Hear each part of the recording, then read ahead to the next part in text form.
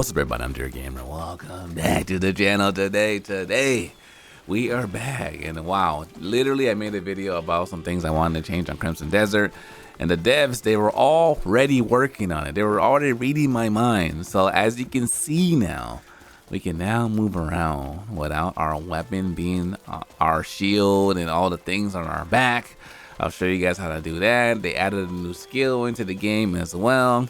They increased the dialogue speed when people are talking out of cutscenes. We can fast forward it. They just keep on giving more and more and more. The patch notes are out on the main website. I'll link it down below so you can check it out. But let's go ahead and get into the video. So if you notice as well, my camera angle looks a lot more immersive. That's because now they added an option for us to change the camera view. It's directly over my shoulder now. So just do a couple of things. I kind of show it all in one situation. We go here. I wish I had the option a little weird. So anyways, you go here and it says my melee weapons have selected only. So when you have that selected only, it only has what you currently have selected out in the moment. Also, if you go over here, I had to unequip my bow because if I put my bow on, then it will show my bow as I'm moving around. I don't want the bow showing, not Robin Hood. So let's take that off and boom, it looks just like that. So now you're wondering, how do I make my game look as crispy and immersive over the shoulder? What you do is you go over here, you go options, you go to accessibility, you click on this, and this is where you want to adjust your settings. You bring the camera visual range down, you bring this, put this at 40, put this at 10, because if you look what's happening in the background, see? Typically you're right there. That's where you are. I wish I could hide this, preview the screen. See where you are right there? Nah, that's not it, that's not it. So you go back to here, bring it down to 10. Previous screen, that's it right there. That's it right there. Over the arm, feels good, feels immersive, looks even cooler as well. And outside of that, you don't need to do any other changes, just those two. You can follow all my other options as well if you like. I like to have my HUD a little smaller, and boom, apply, and that is the way the game will look and run. Also, you might want to zoom out. I zoomed out a little bit. Wait, you can put, I guess, this close if you want to, but it's a little hard to see in battle. So zoom out a little bit, maybe like right there is good.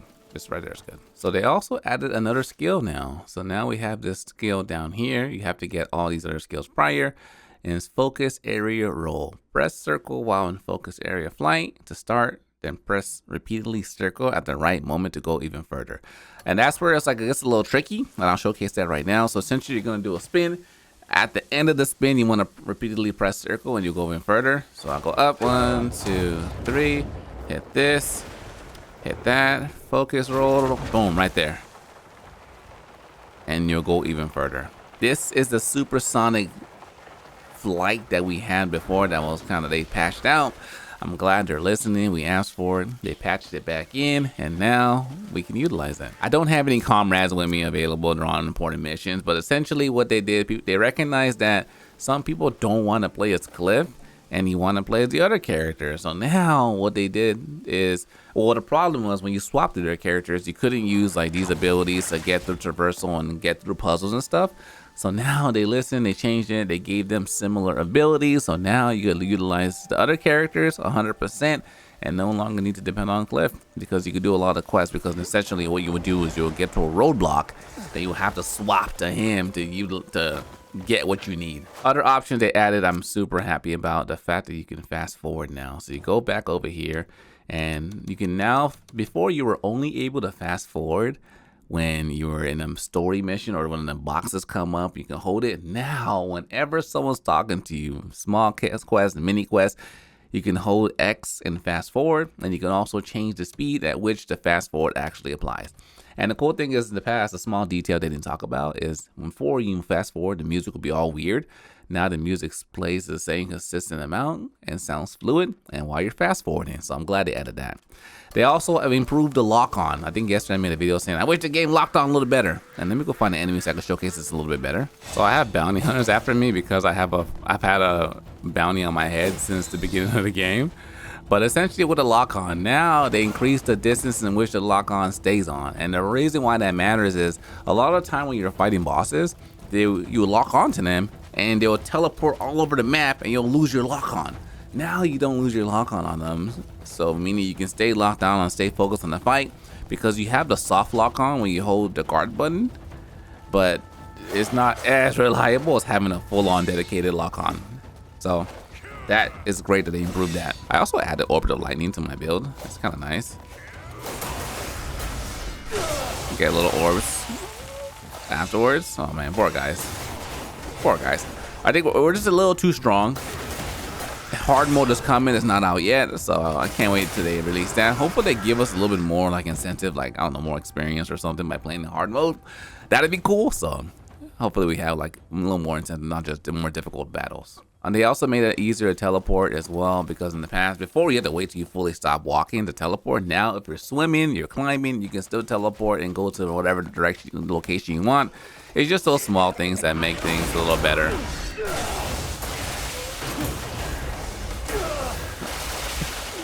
Man, the build is too juicy. And also, I changed it a little bit. I'm still working on a couple of things before I make my next version of the build, but I added crit to the build, so we do even more damage now. Last couple of things they improved. They improved some UI stuff, making things a little easier to see on the map, different colors.